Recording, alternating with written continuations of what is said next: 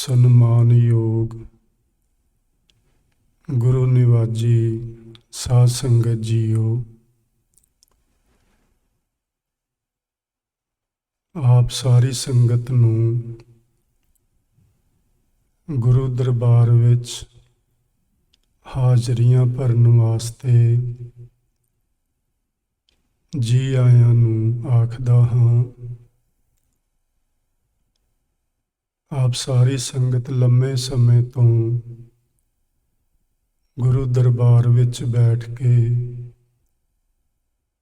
ਗੁਰਬਾਣੀ ਦੇ ਕੀਰਤਨ ਦਾ ਆਨੰਦ ਮਾਣ ਰਹੇ ਸੀ।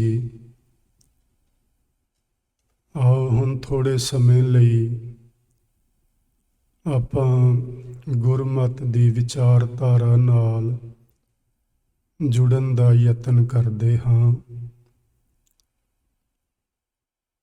ਪਿੱਛੇ ਜੋ ਸਮਾਂ ਬੀਤਿਆ ਹੈ 2020 ਅਤੇ 2021, ਇਸ ਸਮੇਂ ਵਿੱਚ ਆਪਾਂ ਕੁਦਰਤ ਦੇ ਬੜੇ ਹੀ ਰੰਗ ਵੇਖੇ ਨੇ। ਇਕੱਲੇ ਅਮਰੀਕਾ ਵਿੱਚ ਤਕਰੀਬਨ 8 ਲੱਖ ਪ੍ਰਾਣੀ ਸਾਨੂੰ ਸਦੀਵੀ ਵਿਛੋੜਾ ਦੇ ਗਏ, ਅਤੇ ਜੇ ਪੂਰੀ ਦੁਨੀਆ ਦੀ ਗੱਲ ਕਰੀਏ ਤੇ ਕਈ ਮਿਲੀਅਨ ਲੋਕ ਇਹਨਾਂ 2 ਸਾਲਾਂ ਵਿੱਚ ਕੋਵਿਡ ਦੇ ਕਾਰਨ ਸੰਸਾਰ ਨੂੰ ਛੱਡ ਕੇ ਚਲੇ ਗਏ। ਇਕੱਲਾ ਇਹੋ ਹੀ ਨਹੀਂ, ਆਪਾਂ ਹੋਰ ਵੀ ਬੜੇ ਹੀ ਉਤਰਾਅ ਤੇ ਚੜ੍ਹਾਅ ਇਹਨਾਂ ਦਿਨਾਂ ਵਿੱਚ ਵੇਖੇ ਨੇ। ਜਿੱਥੇ ਅੱਜ ਆਪਾਂ 2021 ਸਾਲ ਨੂੰ ਅਲਵਿਦਾ ਆਖਣਾ ਹੈ, ਉਹਦੇ ਨਾਲ ਨਾਲ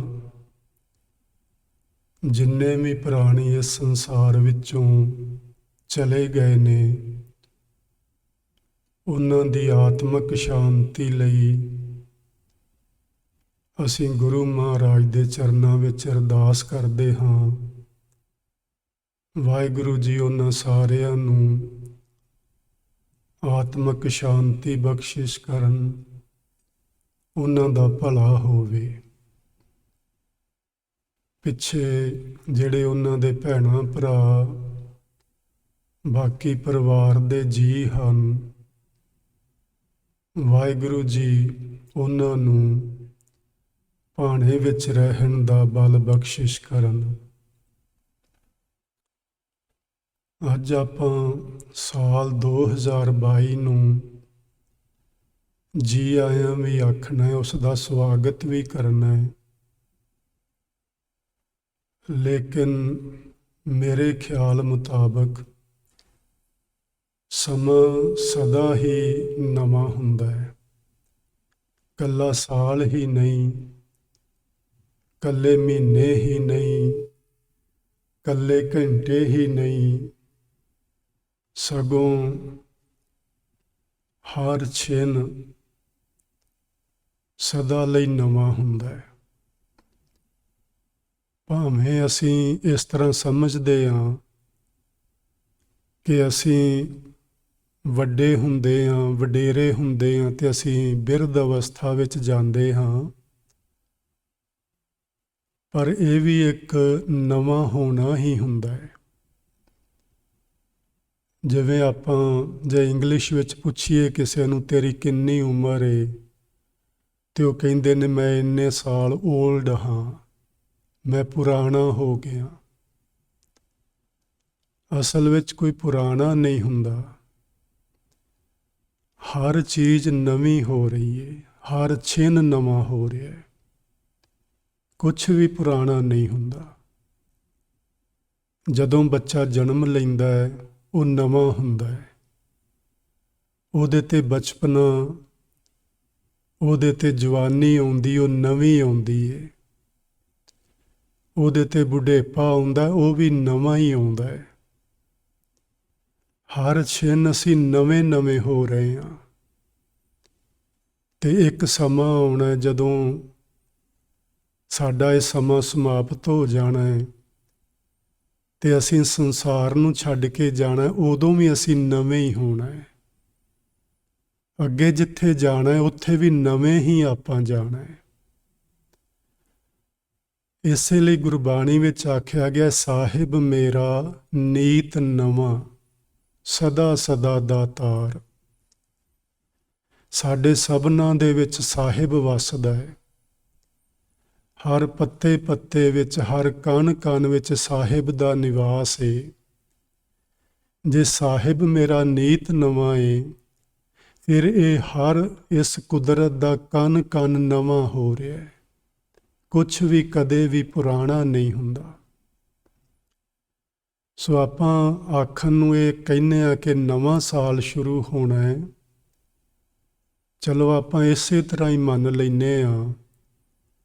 ਤੇ ਜਿੱਥੇ ਆਪਾਂ ਇਸ ਨਵੇਂ ਸਾਲ ਦਾ ਸਵਾਗਤ ਕਰਨਾ ਹੈ, ਉਹਦੇ ਨਾਲ ਨਾਲ ਆਪਾਂ ਆਪਣੇ ਅੰਦਰ ਵੀ ਝਾਤੀ ਮਾਰਨੀ ਹੈ।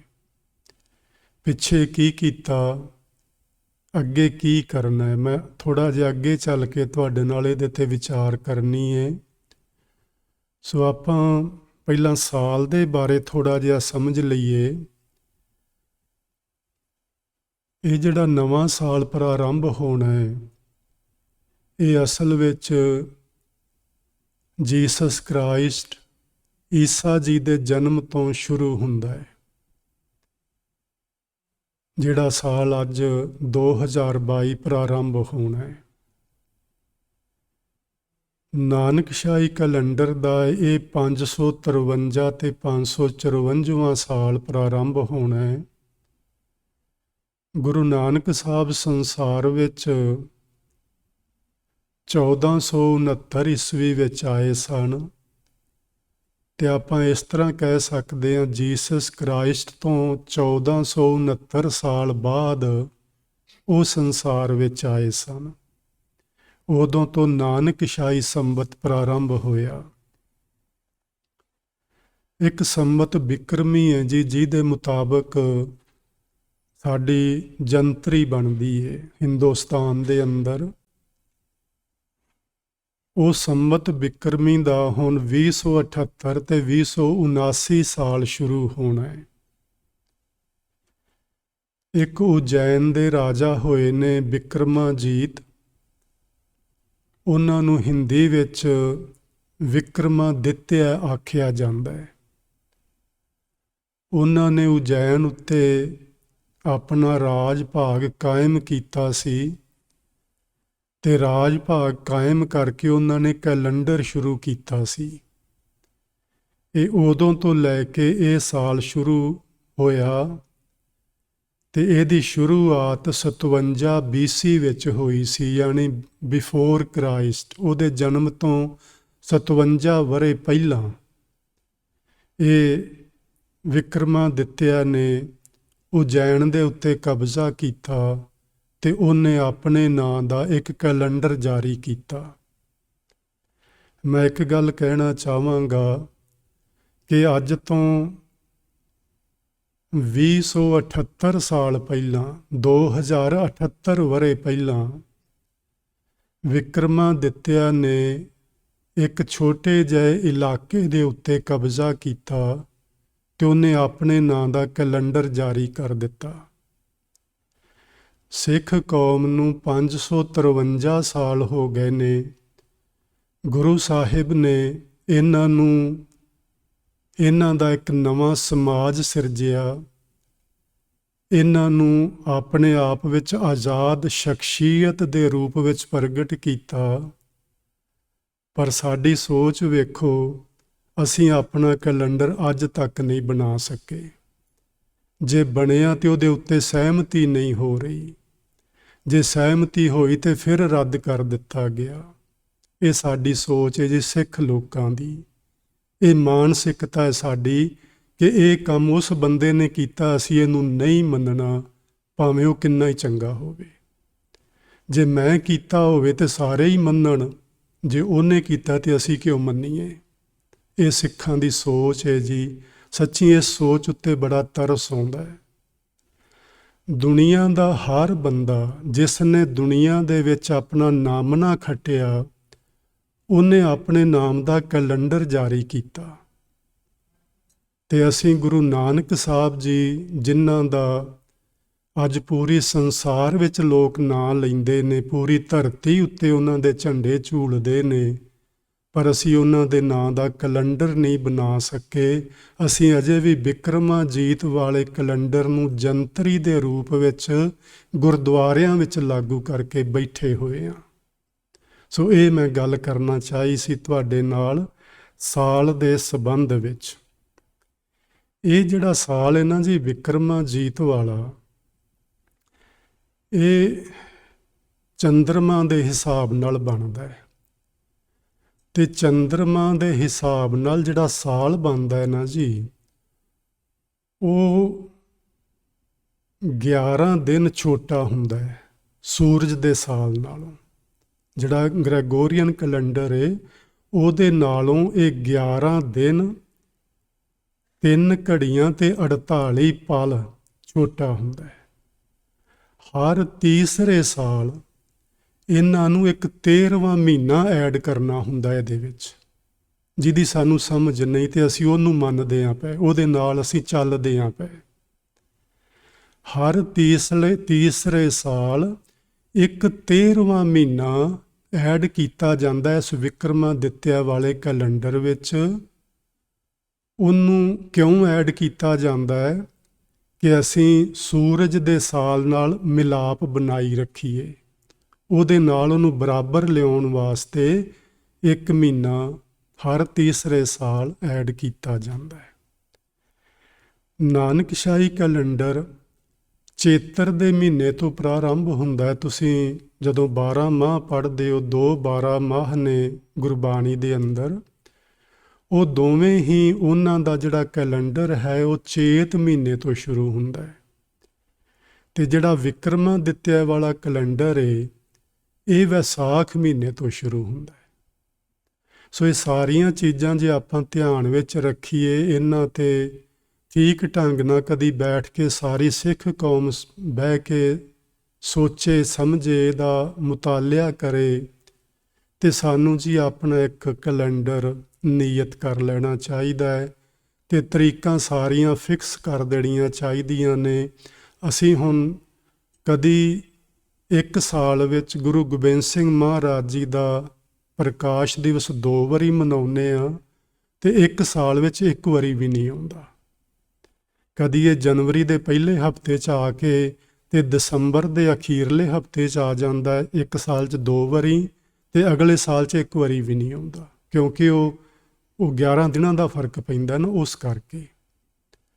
ਸੋ ਸਾਨੂੰ ਸਮਝ ਲੈਣਾ ਚਾਹੀਦਾ ਜੀ। ਇਹ ਵੇਖੋ, ਇਹ ਜਿਹੜਾ ਵਿਸ਼ਾ ਹੈ ਇਹ ਵਿਦਵਾਨ ਸੱਜਣਾਂ ਦਾ, ਜਿਹੜੇ ਇਹਨਾਂ ਕੈਲੰਡਰਾਂ ਬਾਰੇ ਜਾਣਦੇ ਨੇ, ਤੇ ਉਹਨਾਂ ਨੂੰ ਚਾਹੀਦਾ ਇਹਦੇ 'ਤੇ ਕੰਮ ਕਰਨ, ਤੇ ਜੇ ਉਹ ਕੰਮ ਕਰ ਲੈਣ ਤੇ ਫਿਰ ਸਾਡੀ ਸਾਰੀ ਸਿੱਖ ਕੌਮ ਨੂੰ ਚਾਹੀਦਾ ਉਸ ਨੂੰ ਪ੍ਰਵਾਨਗੀ ਦੇਣ। ਸੋ ਆਓ ਹੁਣ ਅਸੀਂ ਇਸ ਤੋਂ ਅੱਗੇ ਗੱਲ ਸ਼ੁਰੂ ਕਰਦੇ ਹਾਂ। ਗੁਰੂ ਅਰਜਨ ਦੇਵ ਮਹਾਰਾਜ ਜੀ, ਜਿੰਨੇ ਵੀ ਤੁਸੀਂ ਸੰਗਤ ਵਿੱਚ ਭੈਣ ਭਰਾ ਆ ਕੇ ਬੈਠੇ ਜੇ, ਤੁਹਾਨੂੰ ਸਾਰਿਆਂ ਨੂੰ ਇਹ ਗੱਲ ਆਖਦੇ ਨੇ, ਭਾਵੇਂ ਉਹ ਆਪਣੇ ਆਪ ਨੂੰ ਸੰਬੋਧਨ ਕਰਦੇ ਨੇ। ਫਰਮਾਉਂਦੇ ਨੇ, ਕੁਰਬਾਨ ਜਾਈ ਉਸ ਵੇਲਾ ਸੁਹਾਵੀ, ਜਿਤ ਤੁਮਰੈ ਦੁਆਰੈ ਆਇਆ। ਉਸ ਸੁਹਾਵੀ ਤੋਂ ਮਤਲਬ ਹੈ ਸੋਹਣੀ ਘੜੀ, ਵੇਲਾ ਤੋਂ ਮਤਲਬ ਘੜੀ। ਉਸ ਸੋਹਣੀ ਘੜੀ ਤੋਂ ਮੈਂ ਸਦਕੇ ਜਾਨਾ, ਮੈਂ ਕੁਰਬਾਨ ਜਾਨਾ, ਉਹ ਸੋਹਣੀ ਘੜੀ ਜਿਸ ਘੜੀ ਮੈਂ ਤੇਰੇ ਦਰ ਤੇ ਆਇਆ। ਅੱਜ ਆਪਾਂ 6-7 ਵਜੇ ਤੋਂ ਸੰਗਤ ਆਉਂਦੀ ਹੈ ਪਈ। ਇੱਕ ਵੱਖਰੀ ਗੱਲ ਹੈ ਕਿ ਕੋਵਿਡ ਦੇ ਕਾਰਨ ਜਿਹੜੇ CDC ਵਾਲੇ ਨੇ ਉਹਨਾਂ ਨੇ ਕੁਝ ਗਾਈਡਲਾਈਨਸ ਸਾਨੂੰ ਦਿੱਤੀਆਂ ਨੇ ਵੀ ਜ਼ਿਆਦਾ ਹੀ ਵੱਡੇ ਇਕੱਠ ਨਾ ਕਰੋ, ਮਾਸਕ ਪਾ ਕੇ ਰੱਖੋ, ਤੇ ਹੋਰ ਜਿਹੜੇ ਉਹਨਾਂ ਨੇ ਸਾਨੂੰ ਸਿਧਾਂਤ ਬਖਸ਼ੇ ਨੇ, ਸਾਨੂੰ ਸਭਨਾਂ ਨੂੰ ਫਾਲੋ ਕਰਨੇ ਚਾਹੀਦੇ ਨੇ। ਤੇ ਉਸੇ ਚੀਜ਼ ਨੂੰ ਹੀ ਧਿਆਨ ਵਿੱਚ ਰੱਖ ਕੇ ਸੰਗਤ ਆਈ ਤੇ ਮੱਥਾ ਟੇਕ ਕੇ ਸਾਰੇ ਚਲੇ ਗਏ ਨਾਲ ਦੀ ਨਾਲ। ਬੜੀ ਚੰਗੀ ਗੱਲ ਹੈ, ਮਾੜੀ ਨਹੀਂ। ਸਾਨੂੰ ਪਰਹੇਜ਼ ਰੱਖਣਾ ਹੀ ਚਾਹੀਦਾ ਹੈ ਇਹਨਾਂ ਚੀਜ਼ਾਂ ਤੋਂ। ਤੇ ਜਦੋਂ ਵੀ ਗੁਰੂ ਜੀ ਆਖਦੇ ਨੇ ਮੈਂ ਤੇਰੇ ਦੁਆਰੇ ਤੇ ਆਇਆ, ਉਸ ਘੜੀ ਤੋਂ ਮੈਂ ਸਦਕੇ ਜਾਣਾ। ਨਾਨਕ ਕਉ ਪ੍ਰਭ ਭਏ ਕਿਰਪਾਲਾ। ਜਦੋਂ ਮੈਂ ਤੇਰੇ ਦੁਆਰੇ ਤੇ ਆਇਆ ਤੇ ਮੈਨੂੰ ਕੀ ਮਿਲਿਆ? ਗੁਰੂ ਜੀ ਆਖਦੇ ਨੇ ਮੈਨੂੰ ਪ੍ਰਭੂ ਦੀ ਕਿਰਪਾ ਮਿਲੀ, ਮੈਨੂੰ ਪ੍ਰਭੂ ਦੀ ਬਖਸ਼ਿਸ਼ ਮਿਲੀ। ਬਖਸ਼ਿਸ਼ ਕੀ ਮਿਲੀ ਗੁਰੂ ਜੀ ਤੁਹਾਨੂੰ? ਤੇ ਗੁਰੂ ਜੀ ਨੇ ਆਖਿਆ ਸਤਿਗੁਰ ਪੂਰਾ ਪਾਇਆ। ਜਦੋਂ ਮੈਂ ਗੁਰੂ ਦੇ ਪਰਮਾਤਮਾ ਦੇ ਦਰ ਤੇ ਆ ਗਿਆ ਤੇ ਪਰਮਾਤਮਾ ਦੀ ਰਹਿਮਤ ਦਾ ਸਦਕਾ ਮੈਨੂੰ ਪੂਰਾ ਗੁਰੂ ਮਿਲ ਪਿਆ। ਪੂਰਾ ਗੁਰੂ, ਸ਼ਬਦ ਗੁਰੂ, ਗੁਰੂ ਗ੍ਰੰਥ ਸਾਹਿਬ। ਉਹ ਸ਼ਬਦ ਗੁਰੂ ਜਿਸ ਨੇ ਕਦੀ ਬਿਨਸਣਾ ਨਹੀਂ। ਲੱਖ ਲੋਕ ਇਹਦੀਆਂ ਬੇਅਦਬੀਆਂ ਕਰ ਲੈਣ, ਲੱਖ ਲੋਕ ਇਹਦਾ ਨਿਰਾਦਰ ਕਰ ਲੈਣ। ਮੈਂ ਕਈ ਵਾਰੀ ਜੀ ਆਖਦਾ ਹੁੰਨਾ ਕਿ ਸੂਰਜ ਦੀ ਨਿਰਾਦਰੀ ਕੀਤੀ ਜਾ ਸਕਦੀ ਹੈ ਕਿਸੇ ਤਰ੍ਹਾਂ ਨਾਲ? ਕਿ ਸੂਰਜ ਦੀ ਬੇਅਦਬੀ ਹੋ ਸਕਦੀ ਹੈ ਕਿਸੇ ਤਰ੍ਹਾਂ ਨਾਲ? ਬਿਲਕੁਲ ਨਹੀਂ ਹੋ ਸਕਦੀ। ਅਸੀਂ ਉਹਨੂੰ ਲੱਖ ਮੰਦਾ ਪੈ ਬੋਲੀਏ ਵੀ ਐਵੇਂ ਚਮਕਦਾ ਹੈ, ਐਵੇਂ ਧੁੱਪ ਲਾਉਂਦਾ, ਸਾਡੇ ਪੈਰ ਪੈ ਸੜਦੇ ਨੇ, ਜੋ ਮਰਜ਼ੀ ਆਖੀ ਜਾਈਏ। ਸਾਡੇ ਆਖਣ ਨਾਲ ਉਹਦੀ ਚਮਕ ਘਟਣੀ ਨਹੀਂ, ਉਹਦਾ ਪ੍ਰਕਾਸ਼ ਘਟਣ ਨਹੀਂ ਲੱਗਾ। ਉਹਦੀ ਕੋਈ ਬੇਅਦਬੀ ਸਾਡੇ ਆਖਣ ਨਾਲ ਨਹੀਂ ਹੋਣ ਲੱਗੀ। ਸ਼ਬਦ ਗੁਰੂ ਸੂਰਜਾਂ ਦਾ ਸੂਰਜ ਹੈ, ਗਿਆਨ ਦਾ, ਪ੍ਰਕਾਸ਼ ਦਾ ਇੱਕ ਇਹ ਜਿਹਨੂੰ ਅਸੀਂ ਕਹਿੰਦੇ ਹਾਂ ਸੋਰਸ ਹੈ, ਇੱਕ ਪਾਵਰ ਹਾਊਸ ਹੈ। ਇਸ ਨੂੰ ਮਾੜਾ ਆਖਣ ਨਾਲ ਇਹ ਮਾੜਾ ਨਹੀਂ ਹੋ ਚੱਲਿਆ। ਇਹਦੀ ਬੇਅਦਬੀ ਨਹੀਂ ਕੀਤੀ ਜਾ ਸਕਣੀ। ਉਹ ਲੋਕ ਆਪਣੇ ਦਿਮਾਗ ਤੋਂ ਕੰਮ ਨਹੀਂ ਲੈਂਦੇ। ਜੇ ਦਿਮਾਗ ਤੋਂ ਕੰਮ ਲੈਣ ਤੇ ਗੁਰੂ ਗ੍ਰੰਥ ਸਾਹਿਬ ਦਾ ਸਤਿਕਾਰ ਸਾਨੂੰ ਸਭਨਾਂ ਨੂੰ ਕਰਨਾ ਚਾਹੀਦਾ ਹੈ। ਸਿੱਖ ਕੌਮ ਨੇ ਜਦੋਂ ਤੋਂ ਮੈਂ ਸੁਰਤ ਸੰਭਾਲੀ ਤੇ ਇਤਿਹਾਸ ਪੜ੍ਹਨ ਲੱਗਾ, ਉਦੋਂ ਤੋਂ ਲੈ ਕੇ ਅੱਜ ਤੱਕ ਕਿਸੇ ਵੀ ਸਿੱਖ, ਇੱਕ ਵੀ ਸਿੱਖ ਨੇ ਕਿਸੇ ਦੂਜੇ ਦੇ ਧਰਮ ਦੇ ਗ੍ਰੰਥ ਦੀ ਕਦੀ ਬੇਅਦਬੀ ਨਹੀਂ ਕੀਤੀ। ਕਦੀ ਕਿਸੇ ਦੇ ਧਰਮ ਮੰਦਰ ਉੱਤੇ ਧਾਵਾ ਨਹੀਂ ਬੋਲਿਆ, ਕਦੇ ਕਿਸੇ ਦੀ ਮਸੀਤ ਨਹੀਂ ਤੋੜੀ। ਪਰ ਪਤਾ ਨਹੀਂ ਕਿਉਂ ਇਹਨਾਂ ਲੋਕਾਂ ਨੂੰ ਕਦੋਂ ਸਮਝ ਆਉਣੀ ਹੈ। ਗੁਰੂ ਸਾਹਿਬ ਨੇ ਨਾ ਜੀ ਜਦੋਂ ਕਿਤੇ ਗੁਰਦੁਆਰੇ ਬਣਾਏ ਤੇ ਉਹਨਾਂ ਨੇ ਵੇਖਿਆ ਇਸ ਪਿੰਡ ਦੇ ਵਿੱਚ ਮੁਸਲਮਾਨ ਲੋਕ ਰਹਿੰਦੇ ਨੇ, ਉਹਨਾਂ ਲਈ ਮਸੀਤ ਬਣਵਾਈ ਗੁਰੂਆਂ ਨੇ ਆਪ। ਗੁਰੂ ਹਰਗੋਬਿੰਦ ਸਾਹਿਬ ਮਹਾਰਾਜ ਜੀ ਦਾ ਇਹ ਸਾਡੇ ਕੋਲ ਪ੍ਰਮਾਣ ਹੈ। ਹਰਗੋਬਿੰਦਪੁਰੇ ਦੇ ਅੰਦਰ ਉੱਥੇ ਉਹਨਾਂ ਨੇ ਛੋਟੀ ਜਿਹੀ ਉਦੋਂ ਧਰਮਸ਼ਾਲਾ ਹੁੰਦੀ ਸੀ, ਉਦੋਂ ਗੁਰਦੁਆਰੇ ਨਹੀਂ ਸੀ ਆਖੀਦਾ। ਉਹਨਾਂ ਨੇ ਇੱਕ ਧਰਮਸ਼ਾਲਾ ਬਣਵਾਈ ਤੇ ਉਹਦੇ ਨਾਲ ਇੱਕ ਮੰਦਰ ਬਣਵਾਇਆ ਤੇ ਨਾਲ ਇੱਕ ਮਸਜਿਦ ਬਣਵਾਈ ਕਿ ਇੱਥੇ ਜਿਹੜੇ ਧਰਮ ਦੇ ਲੋਕ ਰਹਿੰਦੇ ਨੇ ਉਹ ਆਪਣੇ ਅਕੀਦੇ ਮੁਤਾਬਕ ਪਰਮਾਤਮਾ ਦੀ, ਅੱਲਾ ਖੁਦਾ ਦੀ ਬੰਦਗੀ ਕਰ ਸਕਣ। ਸਾਡੇ ਮਨਾਂ 'ਚ ਤੇ ਜੀ ਇਹ ਕੁਝ ਸਾਨੂੰ ਤੇ ਗੁਰੂਆਂ ਨੇ ਆਹ ਦੇਣ ਦਿੱਤੀ ਏ ਵੀ ਸਭ ਧਰਮਾਂ ਦਾ ਸਤਿਕਾਰ ਕਰੋ, ਸਭ ਧਰਮਾਂ ਦੇ ਧਾਰਮਿਕ ਗ੍ਰੰਥਾਂ ਦਾ ਅਦਬ ਤੇ ਮਾਣ ਸਨਮਾਨ ਕਰੋ, ਜਿੰਨਾ ਵੱਧ ਤੋਂ ਵੱਧ ਕਰ ਸਕਦੇ ਹੋ ਓਨਾ ਕਰੋ। ਤੇ ਜਿਹੜੇ ਲੋਕ ਗੁਰੂ ਗ੍ਰੰਥ ਸਾਹਿਬ ਜੀ ਦਾ ਅਦਬ ਨਹੀਂ ਕਰਦੇ ਜੀ, ਉਹਨਾਂ ਨੂੰ ਸੋਚਣਾ ਚਾਹੀਦਾ, ਸਮਝਣਾ ਚਾਹੀਦਾ। ਇਹ ਪੂਰਾ ਸਤਿਗੁਰੂ ਜਿਹਨੂੰ ਵੀ ਮਿਲ ਪਿਆ ਉਹਦੀ ਜ਼ਿੰਦਗੀ ਦਾ ਬੇੜਾ ਪਾਰ ਹੋ ਜਾਣਾ ਹੈ। ਕਿਉਂਕਿ ਇਹ ਸਤਿਗੁਰ, ਹੁਣੇ ਭਾਈ ਸਾਹਿਬ ਸ਼ਬਦ ਪੜ੍ਹਦੇ ਸਨ, ਸਤਿਗੁਰ ਮੇਰਾ ਸਦਾ ਦਇਆਲਾ, ਮੋਹੇ ਦੀਨ ਕੋ ਰਾਖ ਲਿਆ। ਇਹ ਸਦਾ ਹੀ ਦਇਆਲ ਏ। ਇਹ ਤੇ ਬੇਅਦਬੀ ਕਰਨ ਵਾਲਿਆਂ ਉੱਤੇ ਵੀ ਦਿਆਲ ਹੀ ਰਹਿੰਦਾ ਹੈ, ਉਹਨਾਂ ਤੇ ਵੀ ਕਰੋਪ ਨਹੀਂ ਹੁੰਦਾ। ਇਹ ਤੇ ਸਤਿਗੁਰੂ ਇਹੋ ਜਿਹਾ ਹੈ।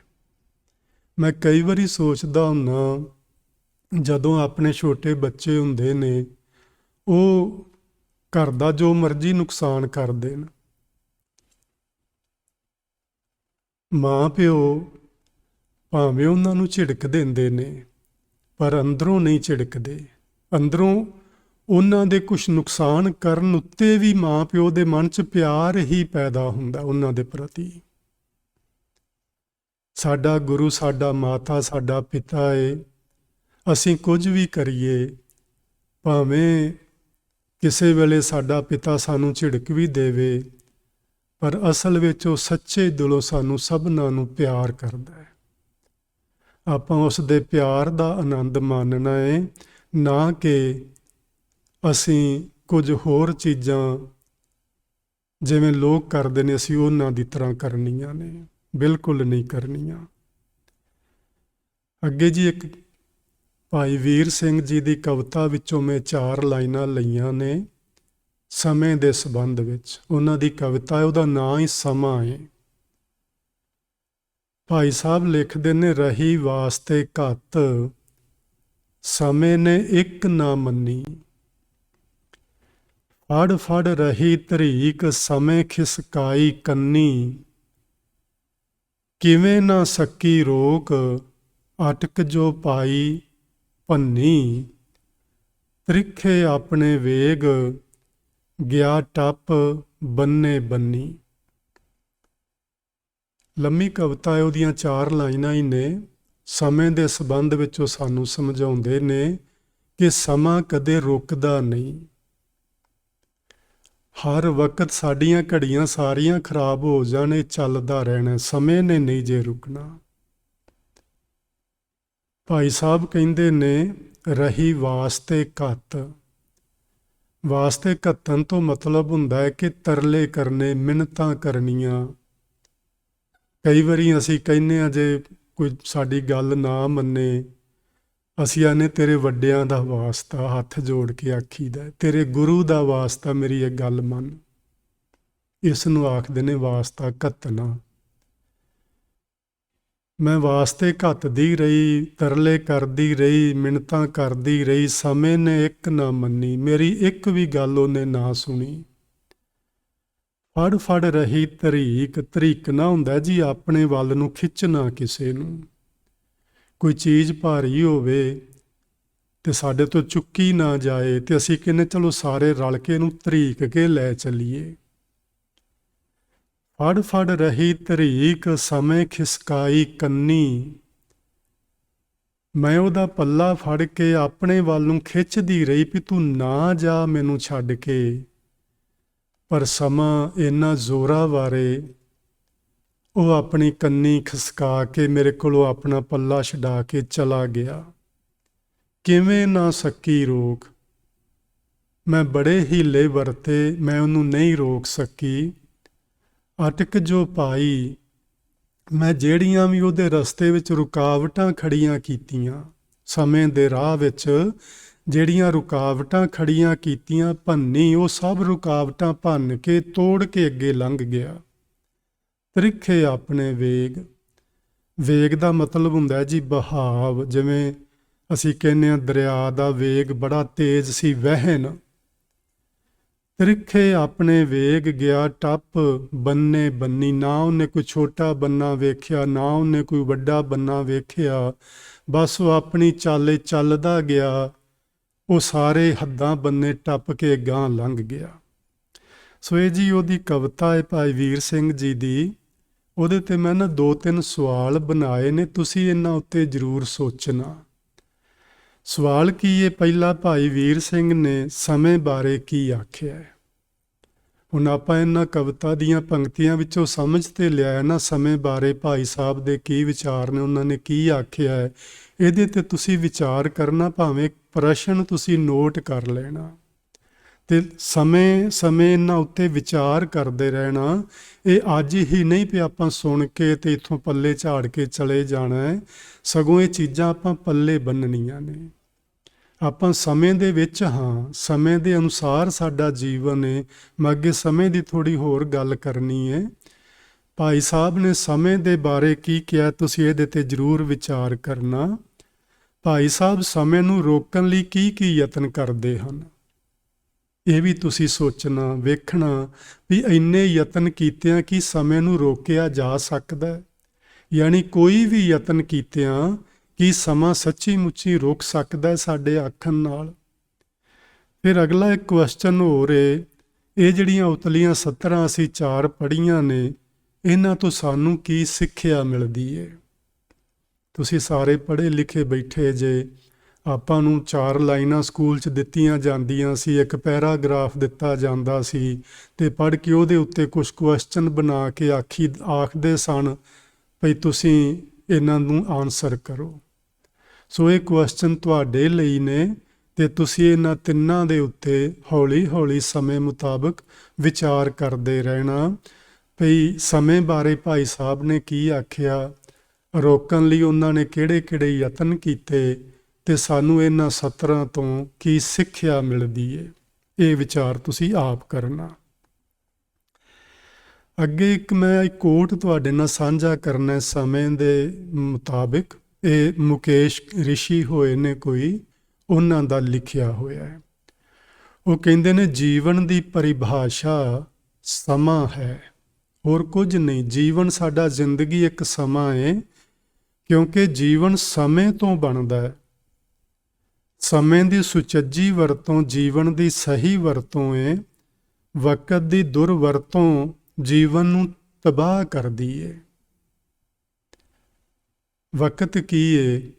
ਸਵੇਰੇ ਉੱਠ ਕੇ ਅਸੀਂ ਸਿਮਰਨ ਕਰਨਾ ਹੈ, ਨਿਤਨੇਮ ਕਰਨਾ ਹੈ, ਇਸ਼ਨਾਨ ਪਾਣੀ ਕਰਕੇ ਤਿਆਰ ਹੋਣਾ ਹੈ, ਆਪਣੇ ਕੰਮ ਨੂੰ ਜਾਣਾ ਹੈ। ਸਾਰਾ ਦਿਨ ਰੱਬ ਨੂੰ ਚੇਤੇ ਰੱਖਦਿਆਂ ਕੰਮ ਧੰਦਾ ਕਰਨਾ ਹੈ, ਸ਼ਾਮੀ ਘਰ ਆਉਣਾ ਹੈ, ਬੱਚਿਆਂ ਨਾਲ ਬੈਠਣਾ ਹੈ, ਫਿਰ ਆਪਣਾ ਨਿਤਨੇਮ ਸਿਮਰਨ ਕਰਨਾ ਹੈ ਅਤੇ ਲੰਗਰ ਪਾਣੀ ਛਕ ਕੇ ਵਾਹਿਗੁਰੂ ਵਾਹਿਗੁਰੂ ਆਖ ਕੇ ਆਰਾਮ ਕਰਨਾ ਹੈ। ਜਦੋਂ ਅਸੀਂ ਕਿਸੇ ਵੀ ਚੀਜ਼ ਦਾ ਸਮਾਂ ਲੰਘਾ ਦਿੰਦੇ ਹਾਂ, ਸਮਾਂ ਬੀਤ ਜਾਏ ਅਤੇ ਸਮਾਂ ਬੀਤਣ ਤੋਂ ਬਾਅਦ ਸਾਨੂੰ ਸਿਰਫ ਪਛਤਾਵਾ ਹੀ ਸਾਡੇ ਪੱਲੇ ਪੈਂਦਾ ਹੈ। ਤੁਸੀਂ ਕੋਈ ਟ੍ਰੇਨ ਫੜਨੀ ਹੋਵੇ, ਕੋਈ ਪਲੇਨ ਫੜਨਾ ਹੋਵੇ, ਕਿਸੇ ਡਾਕਟਰ ਨੂੰ ਮਿਲਣਾ ਹੋਵੇ, ਕਿਤੇ ਵੀ ਜਾਣਾ ਹੋਵੇ, ਜੇ ਸਮਾਂ 5 ਮਿੰਟ ਨਿਕਲ ਗਿਆ ਹੋਵੇ, ਪਲੇਨ ਛੁੱਟ ਗਿਆ ਹੋਵੇ ਅਤੇ ਤੁਸੀਂ ਪਛਤਾਉਂਦੇ ਹੀ ਰਹਿ ਜਾਂਦੇ ਹੋ, ਕਿੰਨਾ ਚੰਗਾ ਹੁੰਦਾ ਮੈਂ ਵਕਤ ਨਾਲ ਆ ਜਾਂਦਾ। ਟ੍ਰੇਨ ਫੜਨੀ ਸੀ, 1 ਮਿੰਟ ਮੈਂ ਲੇਟ ਹੋਇਆ, ਉਹ ਚੱਲ ਗਈ, ਮੈਂ ਨਹੀਂ ਫੜ ਸਕਿਆ, ਹੁਣ ਕੱਲ੍ਹ ਫਿਰ ਇਸ ਵੇਲੇ ਆਏਗੀ। ਅਸੀਂ 1 ਮਿੰਟ ਲੇਟ ਹੋਣ ਕਰਕੇ 24 ਘੰਟੇ ਪਿੱਛੇ ਪੈ ਗਏ। ਇਸ ਲਈ ਇਹ ਮੁਕੇਸ਼ ਜੀ ਆਖਦੇ ਨੇ ਕਿ ਜਿਹੜੀ ਵਕਤ ਦੀ ਦੁਰਵਰਤੋਂ ਇਹ ਜੀਵਨ ਨੂੰ ਤਬਾਹ ਕਰ ਦਿੰਦੀ ਹੈ। ਜੇ ਜਵਾਨੀ ਵਿੱਚ ਆਪਾਂ ਸਿਮਰਨ ਨਾ ਕਰ ਪਾਏ, ਜਵਾਨੀ ਵਿੱਚ ਆਪਾਂ ਸਿਮਰਨ ਨਾ ਕਰ ਪਾਏ, ਸੇਵਾ ਨਾ ਕਰ ਪਾਏ, ਅਤੇ ਬੁਢੇਪੇ ਵਿੱਚ ਤਾਂ ਸਭ ਕੁਝ ਹੋਣਾ ਹੀ ਨਹੀਂ। ਫਿਰ ਪਛਤਾਵਾ ਪੱਲੇ ਰਹਿ ਜਾਣਾ ਹੈ ਵੀ ਮੈਂ ਕੀਤਾ ਕੀ, ਮੈਂ ਉਸ ਵਕਤ ਇਹ ਕਾਰਜ ਜਿਹੜੇ ਮੇਰੇ ਕਰਨ ਵਾਲੇ ਸਨ ਇਹ ਮੈਂ ਕਿਉਂ ਨਾ ਕਰ ਲਏ। ਸੋ ਜੀ ਸਾਨੂੰ ਸੋਚਣਾ ਪੈਣਾ ਹੈ ਕਿ ਸਾਡਾ ਜੀਵਨ ਜਿਹੜਾ ਹੈ ਇਹ ਸਮੇਂ ਤੋਂ ਬਣਦਾ ਹੈ। ਸਮੇਂ ਦੇ ਵਿੱਚ ਅਸੀਂ ਜੀਵਨ ਜਿਉਂਦੇ ਹਾਂ ਅਤੇ ਸਮਾਂ ਆਉਣ 'ਤੇ ਹੀ ਅਸੀਂ ਇਸ ਜੀਵਨ ਦੀ ਖੇਡ ਨੂੰ ਸਮਾਪਤ ਕਰਕੇ ਅੱਗੇ ਤੁਰ ਜਾਂਦੇ ਹਾਂ। ਇਹ ਸਾਰੀ ਸਮੇਂ ਦੀ ਕਹਾਣੀ ਹੈ। ਇੱਕ ਅੰਗਰੇਜ਼ੀ ਦੇ ਵਿਦਵਾਨ ਹੋਏ ਨੇ ਸਟੀਫਨ ਹਾਕਿੰਸ, ਉਹਨਾਂ ਨੇ ਇੱਕ ਛੋਟੀ ਜਿਹੀ ਕਿਤਾਬ ਲਿਖੀ ਹੈ ਬਰੀਫ ਹਿਸਟਰੀ ਆਫ ਟਾਈਮ। ਉਹਦੀਆਂ 2 ਲਾਈਨਾਂ ਮੈਂ 4-3 ਪੜ੍ਹੀਆਂ ਸਨ ਅਤੇ ਉਹਨਾਂ ਵਿੱਚੋਂ ਮੈਨੂੰ ਇਹ ਸਮਝ ਪਈ। ਉਹ ਇਹ ਗੱਲ ਕਹਿੰਦੇ ਨੇ ਸਮਾਂ ਕਦੋਂ ਬਣਿਆ, ਇਹ ਸਵਾਲ ਉਹਨਾਂ ਨੇ ਖੜਾ ਕੀਤਾ, ਸਮਾਂ ਕਦੋਂ ਬਣਿਆ?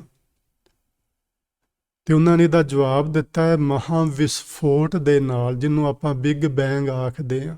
ਮਹਾਂਵਿਸਫੋਟ ਜਦੋਂ ਹੋਇਆ ਉਹਦੇ ਨਾਲ ਸਮਾਂ ਬਣਿਆ। ਉਸ ਤੋਂ ਪਹਿਲਾਂ ਸਮਾਂ ਨਹੀਂ ਸੀ ਹੁੰਦਾ ਜੀ, ਪਰਮਾਤਮਾ ਸੀ। ਗੁਰੂ ਮਹਾਰਾਜ ਨੇ ਨਾ ਬਾਣੀ ਵਿੱਚ ਇਹ ਬਚਨ ਲਿਖਿਆ, ਨਾ ਦਿਨ ਰੈਣ ਨਾ ਚੰਦ ਨਾ ਸੂਰਜ ਸੁੰਨ ਸਮਾਦ ਲੰਗਾਏਂਦਾ। ਉਸ ਮਹਾਂਵਿਸਫੋਟ ਤੋਂ ਪਹਿਲਾਂ, ਬਿਗ ਬੈਂਗ ਤੋਂ ਪਹਿਲਾਂ ਦਿਨ ਰਾਤ ਨਹੀਂ ਸਨ, ਚੰਦ ਸਿਤਾਰੇ ਨਹੀਂ ਸਨ, ਅਤੇ ਕੀ ਸੀ? ਵਾਹਿਗੁਰੂ ਜੀ ਸੁੰਨ ਸਮਾਦ ਲਗਾਏ ਦਾ। ਉਹ ਸੁੰਨ ਅਫੁਰ ਅਵਸਥਾ ਵਿੱਚ ਟਿਕਿਆ ਹੋਇਆ ਸੀ। ਅਫੁਰ ਅਵਸਥਾ ਦਾ ਮਤਲਬ ਹੁੰਦਾ ਹੈ ਜੀ ਜਿੱਥੇ ਫੁਰਨਾ ਨਹੀਂ ਉੱਠਦਾ, ਫੁਰਨਾ ਰਹਿਤ ਅਵਸਥਾ। ਉਸ ਅਵਸਥਾ ਵਿੱਚ ਪ੍ਰਭੂ ਜੀ ਟਿਕੇ ਹੋਏ ਸਨ, ਸਮਾਏ ਹੋਏ ਸਨ। ਉਦੋਂ ਕੋਈ ਸਮਾਂ ਨਹੀਂ ਸੀ ਹੁੰਦਾ, ਉਦੋਂ ਕੋਈ ਟਾਈਮ, ਕੋਈ ਵਕਤ, ਕੁਝ ਨਹੀਂ ਸੀ ਹੁੰਦਾ। ਬਸ ਇੱਕੋ ਜਿਹਾ ਹੀ ਸੀ ਜੋ ਵੀ ਸੀ। ਅਤੇ ਉਹ ਹੈ ਕੀ ਸੀ? ਅਰਬਦ ਨਰਬਦ ਧੁੰਦੂਕਾਰਾ। ਉਦੋਂ ਕੇਵਲ ਇਹ ਧੁੰਦੂਕਾਰ ਸੀ, ਉਦੋਂ ਨਾ ਆਕਾਸ਼ ਨਜ਼ਰ ਆਉਂਦਾ ਸੀ, ਨਾ ਪਤਾਲ ਨਜ਼ਰ ਆਉਂਦੇ ਸਨ। ਬਸ ਇੱਕ ਧੁੰਦੂਕਾਰ ਸੀ ਤੇ ਫੁਰਨਾ ਰਹਿਤ ਅਵਸਥਾ ਸੀ। ਉਹਦੇ ਵਿੱਚੋਂ ਮਹਾ ਵਿਸਫੋਟ ਹੋਇਆ, ਜਿੱਥੋਂ ਇਹ ਸਮਾਂ ਬਣਿਆ। ਤੇ ਇਹ ਸਮਾਂ ਓਨਾ ਚਿਰ ਚੱਲਦਾ ਰਹਿਣਾ ਹੈ ਜਿੰਨਾ ਚਿਰ ਧਰਤੀ ਤੇ ਸੂਰਜ ਚੱਲਦੇ ਰਹਿਣਗੇ। ਜਦੋਂ ਧਰਤੀ ਤੇ ਸੂਰਜ ਆਪਣਾ ਚੱਲਣਾ ਬੰਦ ਕਰ ਦੇਣਗੇ, ਉਦੋਂ ਸਮਾਂ ਵੀ ਰੁਕ ਜਾਏਗਾ, ਇਹ ਵੀ ਬੰਦ ਹੋ ਜਾਏਗਾ। ਸੋ ਉਹਨਾਂ ਚਿਰ ਇਸ ਸਮੇਂ ਨੇ ਚੱਲਣਾ ਹੈ ਤੇ ਸਾਨੂੰ ਸਮੇਂ ਦੇ ਨਾਲ ਚੱਲਣਾ ਚਾਹੀਦਾ ਹੈ। ਜਿਹੜੇ ਰੁਕ ਜਾਂਦੇ ਨੇ ਉਹ ਪਿੱਛੇ ਰਹਿ ਜਾਂਦੇ ਨੇ। ਸੋ ਰੁਕਣਾ ਨਹੀਂ, ਚੱਲਣਾ ਹੈ। ਚਾਹੇ ਸਾਡਾ ਸਫ਼ਰ ਕੋਈ ਵੀ ਹੋਵੇ। ਕਿਸੇ ਨੇ ਆਪਣਾ ਸਫ਼ਰ ਅਧਿਆਤਮਿਕਤਾ ਵਾਲਾ ਸਮਝ ਲਿਆ ਕਿ ਮੈਂ ਇਸ ਸਫ਼ਰ ਤੇ ਚੱਲਣਾ ਹੈ। ਕਿਸੇ ਨੇ ਧਨ ਕਮਾਉਣ ਵਾਲਾ ਉਹਨੇ ਯਾਤਰਾ ਨੀਅਤ ਕਰ ਲਈਏ ਕਿ ਮੈਂ ਇੰਨੇ ਕਮਾਉਣੇ ਨੇ ਇਸ ਸਾਲ ਵਿੱਚ। ਤੇ ਕੋਈ ਧਾਰਮਿਕ ਆਦਮੀ ਉਹ ਸੋਚਦਾ ਇਸ ਸਾਲ ਮੈਂ ਇੰਨੇ ਗੁਰੂ ਗ੍ਰੰਥ ਸਾਹਿਬ ਦੀ ਬਾਣੀ ਦੇ ਪਾਠ ਕਰਨੇ ਨੇ। ਕੋਈ ਸੋਚਦਾ ਮੈਂ ਇੰਨੇ ਜਪਜੀ ਸਾਹਿਬ ਦੇ ਪਾਠ ਹਰ ਰੋਜ਼ ਕਰਿਆ ਕਰਨੇ ਨੇ। ਕੋਈ ਸੋਚਦਾ ਮੈਂ ਇੰਨਾ ਵਾਹਿਗੁਰੂ ਜਪਣਾ ਹੈ, ਮੈਂ ਇੰਨਾ ਮੂਲ ਮੰਤਰ ਜਪਣਾ ਹੈ। ਤੇ ਕਈ ਹੋਰ ਤਰ੍ਹਾਂ ਦੇ ਲੋਕ ਵੀ ਹੈਗੇ ਨੇ ਬਈ ਇਸ ਸੰਸਾਰ ਵਿੱਚ, ਕਿਉਂਕਿ ਇਹ ਵੀ ਤੇ ਗੁਰੂ ਨਾਨਕ ਸਾਹਿਬ ਨੇ ਆਖਿਆ ਨਾ, ਅਸੰਖ ਚੋਰ ਹਰਾਮ ਖੋਰ। ਉਹੋ ਜਿਹੇ ਲੋਕ ਵੀ ਹੈਗੇ ਨੇ। ਉਹ ਵੀ ਇਸ ਤਰ੍ਹਾਂ ਹੀ ਸੋਚਦੇ ਨੇ ਅਸੀਂ ਇਸ ਨਵੇਂ ਸਾਲ 'ਚ ਆਹ ਕੁਝ ਕਰਨਾ ਹੈ। ਚਲੋ ਭਾਈ, ਉਹ ਵੀ ਕਰਨ, ਉਹਨਾਂ ਨੂੰ ਵੀ ਪਰਮਾਤਮਾ ਸੁਮੱਤ ਦੇਵੇ। ਤੇ ਅਸੀਂ ਸਾਰੇ ਕੁਛ ਚੰਗਾ ਸੋਚਣਾ ਹੈ, ਕੁਛ ਸੋਹਣੀ ਵਿਚਾਰ ਕਰਨੀ ਹੈ। ਵਿਚਾਰ ਕੀ ਕਰਨੀ ਹੈ? ਸਮੇਂ ਨਾ ਜੀ, ਸਮਾਂ ਤੇ ਇੱਕ ਹੀ ਹੁੰਦਾ ਹੈ, ਪਰ ਇਹਨੂੰ ਅਸੀਂ 3 ਨਾਂ ਦਿੱਤੇ ਹੋਏ ਨੇ। ਸਮਾਂ ਇੱਕੋ ਹੀ ਹੈ, ਸਮੇਂ 3 ਨਹੀਂ ਹਨ। ਇਹਨੂੰ ਅਸੀਂ 3 ਨਾਮ ਦਿੱਤੇ ਨੇ।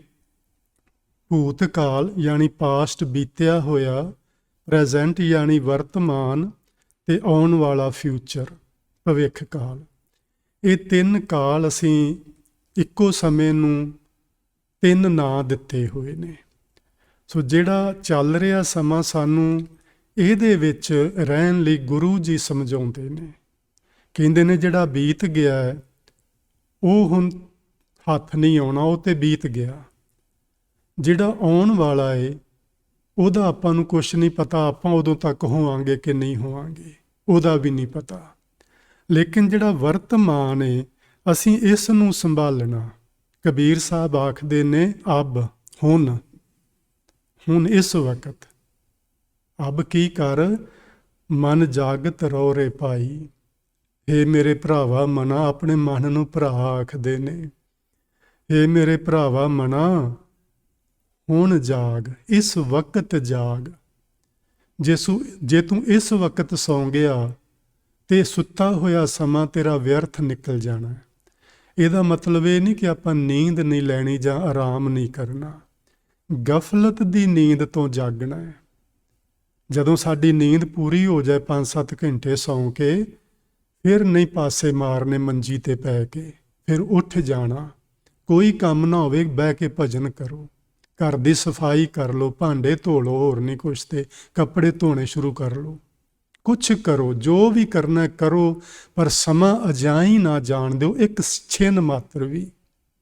ਕੁਛ ਕਰੋ, ਕੋਈ ਕਿਤਾਬ ਚੰਗੀ ਲੈ ਕੇ ਪੜ੍ਹਿਆ ਕਰੋ, ਚੰਗੀਆਂ ਮੂਵੀਜ਼ ਵੇਖਿਆ ਕਰੋ, ਚੰਗੇ ਧਾਰਮਿਕ ਗੀਤ ਸੁਣਿਆ ਕਰੋ, ਗੁਰਬਾਣੀ ਦਾ ਕੀਰਤਨ ਸੁਣਿਆ ਕਰੋ, ਗੁਰਬਾਣੀ ਦੀ ਕਥਾ YouTube ਤੇ ਭਰੀ ਪਈ ਏ, ਉਹ ਸੁਣਿਆ ਕਰੋ।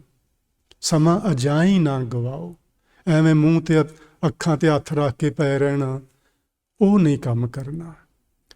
ਅਬ ਮਨ ਜਾਗਤ ਰਹੋ ਰੇ ਭਾਈ। ਹੇ ਮੇਰੇ ਭਰਾਵਾ ਮਨਾ, ਹੁਣ ਜਾਗ, ਗਾਫਲ ਹੋਏ ਕੈ ਜਨਮ ਗਵਾਇਓ। ਤੂੰ ਗਫਲਤ ਦੀ ਨੀਂਦ ਵਿੱਚ ਸੁੱਤਿਆਂ ਸੁੱਤਿਆਂ ਆਪਣੇ ਜੀਵਨ ਦਾ ਪਿਛਲਾ ਸਮਾਂ ਗਵਾ ਚੁੱਕਾ ਏ। ਚੋਰ ਮੁਸੈ ਘਰ ਜਾਈ। ਚੋਰ ਜਿਹੜੇ ਸਾਡੇ ਅੰਦਰ ਵਿਕਾਰ ਨੇ, ਕਾਮ, ਕ੍ਰੋਧ, ਲੋਭ, ਮੋਹ, ਹੰਕਾਰ। ਮੁਸੈ ਤੋਂ ਮਤਲਬ ਹੁੰਦਾ ਜੀ ਲੁੱਟਣਾ। ਇਹਨਾਂ ਚੋਰਾਂ ਵਿੱਚੋਂ ਕੋਈ ਇੱਕ ਜਣਾ ਆਵੇਗਾ ਤੇ ਤੈਨੂੰ ਗਫਲਤ ਦੀ ਨੀਂਦ ਵਿੱਚ ਸੁੱਤੇ ਪੈ ਨੂੰ ਲੁੱਟ ਕੇ ਚਲਾ ਜਾਏਗਾ। ਜਾਗਦਾ ਰਹੋ, ਹੁਣ ਜਾਗ, ਕਿ ਤੈਨੂੰ ਕੋਈ ਚੋਰ ਆਵੇ ਤੇ ਲੁੱਟ ਨਾ ਸਕੇ। ਤੂੰ ਉਹਦੇ ਤੋਂ ਸੁਚੇਤ ਹੋਵੇਂ। ਜਦੋਂ ਸਾਡੇ ਤੇ ਹੰਕਾਰ ਸਵਾਰ ਹੁੰਦਾ ਹੈ ਜੀ, ਸਾਨੂੰ ਸੁਚੇਤ ਹੋਣਾ ਚਾਹੀਦਾ ਹੈ ਵੀ ਇਹ ਹੰਕਾਰ ਮੇਰੇ ਤੋਂ ਕੀ ਕਰਵਾਉਣ ਲੱਗਾ ਹੈ। ਜਦੋਂ ਮਨ 'ਚ ਲੋਭ ਸਵਾਰ ਹੋਵੇ ਉਦੋਂ ਸਾਨੂੰ ਜਾਗਣਾ ਚਾਹੀਦਾ ਕਿ ਲੋਭ ਮੇਰੇ ਤੋਂ ਕੀ ਕਰਵਾਉਣ ਲੱਗਾ ਹੈ। ਮੈਨੂੰ ਤੇ ਮੇਰੇ ਗੁਰੂ ਨੇ ਆਖਿਆ ਸੀ ਤੂੰ ਆਪਣੀ ਧਰਮ ਦੀ ਕਿਰਤ ਕਰਕੇ ਉਹਦੇ ਤੇ ਨਿਰਵਾਹ ਕਰਨਾ ਹੈ। ਮੇਰਾ ਮਨ ਕਿਉਂ ਲੋਭੀ ਹੋ ਗਿਆ, ਇਹ ਕਿਉਂ ਲੋਭ ਦੇ ਬਾਰੇ ਸੋਚਣ ਲੱਗ ਪਿਆ। ਇਹਨੂੰ ਕਹਿੰਦੇ ਨੇ ਜਾਗਤ ਰਹੋ। ਹਰ ਵਕਤ ਕਾਮ ਸਿਰ ਤੇ ਸਵਾਰ ਹੋਵੇ, ਅੱਖਾਂ ਦੀ ਨਿਗਾਹ ਮੈਲੀ ਹੋਵੇ, ਇੱਕਦਮ ਸਾਨੂੰ ਜਾਗ ਆ ਜਾਣੀ ਚਾਹੀਦੀ ਏ। ਵੇਖ ਪਰਾਈਆਂ ਚੰਗੀਆਂ ਮਾਵਾਂ ਭੈਣਾਂ ਧੀਆਂ ਜਾਣੈ। ਗੁਰੂ ਜੀ ਨੇ ਤੇ ਨਹੀਂ ਆਖਿਆ ਤੁਸੀਂ ਦੂਜਿਆਂ ਵੱਲ ਵੇਖੋ ਨਾ, ਅੱਖੀਓ ਕੰਮ ਤੁਹਾਡਾ ਵੇਖਣ, ਕੌਣ ਕਹੇ ਤੁਸੀਂ ਵੇਖੋ ਨਾ। ਵੇਖੋ, ਪਰ ਸਭਨਾਂ ਵਿੱਚੋਂ ਰੱਬ ਨੂੰ ਵੇਖੋ, ਸਭਨਾਂ ਵਿੱਚੋਂ ਪ੍ਰਭੂ ਨੂੰ ਵੇਖੋ, ਸਭਨਾਂ ਵਿੱਚੋਂ ਆਪਣੀਆਂ ਧੀਆਂ ਭੈਣਾਂ ਵੇਖੋ। ਇਸ ਤਰ੍ਹਾਂ ਵੇਖੋ। ਅਬ ਮਨ ਜਾਗਤ ਰੋ ਰੇ ਭਾਈ, ਇਸ ਨੂੰ ਆਖਿਆ ਜਾਗਣਾ। ਇਹ ਨਹੀਂ ਕਿ ਹੁਣ ਰਾਤ ਨੂੰ ਸੌਣਾ ਨਹੀਂ, ਕਿਤੇ ਜ਼ਰੂਰ ਸੌਵੋ, ਪਰ ਵਿਕਾਰਾਂ ਦੇ ਹਮਲਿਆਂ ਤੋਂ ਸੁਚੇਤ ਹੋਣਾ, ਇਸ ਨੂੰ ਜਾਗਣਾ ਆਖਿਆ। ਚਲੋ ਜੀ, ਮੈਂ ਆਹ ਸਲਾਈਡ ਛੱਡ ਦੇਣਾ ਕਿਉਂਕਿ ਸਮਾਂ ਇਜਾਜ਼ਤ ਨਹੀਂ ਦਿੰਦਾ। ਹੁਣ ਥੋੜ੍ਹੀਆਂ ਜਿਹੀਆਂ ਆਪਣੇ ਨਾਲ ਗੱਲਾਂ ਕਰ ਲਈਏ ਤੇ ਫਿਰ ਆਪਾਂ ਸਮਾਪਤੀ ਕਰ ਦਿੰਦੇ ਹਾਂ। ਜੇ 2-4 ਮਿੰਟ ਉੱਤੇ ਹੋ ਜਾਣ ਤੇ ਮੈਨੂੰ ਮਾਫ ਕਰਨਾ ਜੀ, ਖਿਮਾ ਕਰਨਾ। ਆਪਣੇ ਆਪ ਨਾਲ ਗੱਲਾਂ ਕੀ ਕਰਨੀਆਂ। ਅਸੀਂ ਪਿੱਛੇ ਜਿਹੜਾ ਸਮਾਂ ਜਿੰਨਾ ਬੀਤਿਆ ਸਾਡਾ, 1 ਸਾਲ ਨਹੀਂ ਜਿੰਨੇ ਵੀ ਸਾਲ ਬੀਤੇ ਨੇ, ਉਹਦੇ 'ਚ ਆਪਾਂ ਵੇਖਣਾ ਹੈ ਕਿ ਮੈਂ ਕਿੱਥੇ ਕਿੱਥੇ ਆਪਣੇ ਜੀਵਨ ਵਿੱਚ ਸਫਲ ਹੋਇਆ ਤੇ ਕਿੱਥੇ ਕਿੱਥੇ ਮੈਂ ਅਸਫਲ ਹੋਇਆ। ਫਿਰ ਇਹ ਵੇਖਣਾ ਕਿ ਮੇਰੀ ਸਫਲਤਾ ਦੇ ਕਾਰਨ ਕੀ ਸਨ ਤੇ ਮੇਰੀ ਅਸਫਲਤਾ ਦੇ ਕਾਰਨ ਕੀ ਸਨ। ਇਹ 2 ਚੀਜ਼ਾਂ ਆਪਾਂ ਵੇਖਣੀਆਂ ਨੇ। ਫਿਰ ਜਿਹੜੇ ਕਾਰਨਾਂ ਕਰਕੇ ਅਸੀਂ ਸਫਲ ਹੋਏ ਹਾਂ ਉਸ ਪਾਸੇ ਆਪਾਂ ਧਿਆਨ ਦੇਣਾ ਹੈ। ਜਿਹੜਿਆਂ ਕਾਰਨਾਂ ਕਰਕੇ ਅਸਫਲ ਹੋਏ ਹਾਂ, ਧਿਆਨ 'ਚ ਉਹਨਾਂ ਨੂੰ ਵੀ ਰੱਖਣਾ ਹੈ। ਉਹਨਾਂ ਨੂੰ ਛੱਡਣਾ ਨਹੀਂ, ਉਹਨਾਂ ਨੂੰ ਭੁੱਲਣਾ ਨਹੀਂ, ਸਗੋਂ ਚੇਤੇ ਰੱਖਣਾ ਕਿ ਇਹਨਾਂ ਕਾਰਨਾਂ ਕਰਕੇ ਮੈਨੂੰ ਨਾ ਕਾਮਯਾਬੀ ਮਿਲੀ ਸੀ, ਇਹਨਾਂ ਤੋਂ ਮੈਂ ਹੁਣ ਸੁਚੇਤ ਰਹਿਣਾ ਹੈ। ਫਿਰ ਅਸੀਂ ਵੇਖਣਾ ਮੇਰੀ ਜ਼ਿੰਦਗੀ 'ਚ ਠੀਕ ਕੀ ਕੁਝ ਹੋਇਆ ਹੈ ਤੇ ਗਲਤ ਕੀ ਕੁਝ ਹੋਇਆ ਹੈ। ਆਪਾਂ ਸਾਰੇ ਹੀ ਹਾਂ, ਕਈ ਵਾਰੀ ਅਸੀਂ ਨਾ ਆਪਣੇ ਖਾਣ ਪੀਣ ਦਾ ਧਿਆਨ ਨਹੀਂ ਰੱਖਦੇ ਤੇ ਸਾਡੇ ਸਰੀਰ ਨਾਲ ਅਸੀਂ ਕੁਝ ਗਲਤ ਕਰ ਬੈਠਦੇ ਹਾਂ। ਕਈਆਂ ਨੂੰ ਮੋਟਾਪਾ ਆ ਜਾਂਦਾ ਹੈ, ਕਈਆਂ ਦੀ ਸ਼ੂਗਰ ਵੱਧ ਜਾਂਦੀ ਹੈ, ਕਈਆਂ ਦਾ, ਮੇਰੇ ਵਰਗਿਆਂ ਦਾ ਬਲੱਡ ਪ੍ਰੈਸ਼ਰ ਵੱਧ ਜਾਂਦਾ ਹੈ। ਕੁਛ ਨਾ ਕੁਛ ਸਾਨੂੰ ਹੁੰਦਾ ਹੈ। ਭਾਵੇਂ ਕੁਛ ਚੀਜ਼ਾਂ ਕੁਦਰਤੀ ਹੁੰਦੀਆਂ ਨੇ, ਜ਼ਰੂਰੀ ਨਹੀਂ ਕਿ ਅਸੀਂ ਸਾਰਿਆਂ ਨੇ ਜਾਣ ਬੁੱਝ ਕੇ ਚੀਜ਼ਾਂ ਸਹੇੜੀਆਂ ਨੇ, ਪਰ ਕੁਝ ਸਾਡੀ ਵੀ ਲਾਪਰਵਾਹੀ ਜਾਂ ਬੇਪਰਵਾਹੀ ਹੁੰਦੀ ਏ। ਠੀਕ ਕੀ ਹੋਇਆ ਮੇਰੀ ਜ਼ਿੰਦਗੀ ਵਿੱਚ ਤੇ ਮੇਰੀ ਜ਼ਿੰਦਗੀ 'ਚ ਗਲਤ ਕੀ ਹੋਇਆ, ਉਸ ਨੂੰ ਧਿਆਨ ਵਿੱਚ ਰੱਖ ਕੇ ਆਪਾਂ ਅੱਗੇ ਵਧਣਾ ਹੈ। ਫਿਰ ਸਾਡੀ ਪ੍ਰਸੰਨਤਾ ਤੇ ਉਦਾਸੀ ਦੇ ਕਾਰਨ ਕੀ ਨੇ। ਅੱਜ ਪੂਰੀ ਦੁਨੀਆ ਵਿੱਚੋਂ ਨਾ ਜੀ, ਜੇ ਤੁਸੀਂ ਅੰਕੜੇ ਇਕੱਠੇ ਕਰੋ ਤੇ 99.9% ਲੋਕ ਉਦਾਸੀ ਵਿੱਚ ਜ਼ਿੰਦਗੀ ਜਿਉਂਦੇ ਨੇ, ਜਿਹਨੂੰ ਆਪਾਂ ਡਿਪਰੈਸ਼ਨ ਆਖਦੇ ਹਾਂ। ਉਹਨਾਂ ਦੇ ਉੱਤੇ ਉਦਾਸੀ ਹਰ ਵਕਤ ਛਾਈ ਰਹਿੰਦੀ ਹੈ। ਕਿਸ ਕਾਰਨ? ਬਹੁਤ ਸਾਰੇ ਨੇ ਉਹਦੇ, ਕੋਈ ਕਾਰਨ ਇੱਕ ਨਹੀਂ। ਪਰ ਅਸੀਂ ਕਦੀ ਨਾ ਕਦੀ ਪ੍ਰਸੰਨਤਾ ਵੀ ਸਾਡੇ ਤੇ ਆਉਂਦੀ ਹੈ, ਕਦੇ ਅਸੀਂ ਖੁਸ਼ੀ ਦਾ ਮੂੰਹ ਵੀ ਵੇਖਦੇ ਹਾਂ। ਉਹ ਚੀਜ਼ਾਂ ਵੀ ਵੇਖਣੀਆਂ ਨੇ ਕਿ ਭਲਾ ਮੈਨੂੰ ਖੁਸ਼ੀ ਕਿਵੇਂ ਮਿਲੀ। ਕਈਆਂ ਲੋਕਾਂ ਨੂੰ ਖੁਸ਼ੀ ਮਿਲਦੀ ਹੈ ਦੂਜਿਆਂ ਦੀ ਸੇਵਾ ਕਰਕੇ, ਕਈਆਂ ਲੋਕਾਂ ਨੂੰ ਖੁਸ਼ੀ ਮਿਲਦੀ ਹੈ ਕੁਛ ਧਨ ਕਮਾ ਕੇ, ਕਈਆਂ ਲੋਕਾਂ ਨੂੰ ਖੁਸ਼ੀ ਮਿਲਦੀ ਹੈ ਗੁਰਦੁਆਰੇ ਮੰਦਰ ਮਸੀਤ ਵਿੱਚ ਜਾ ਕੇ ਰੱਬ ਅੱਲਾ ਵਾਹਿਗੁਰੂ ਨੂੰ ਯਾਦ ਕਰਕੇ।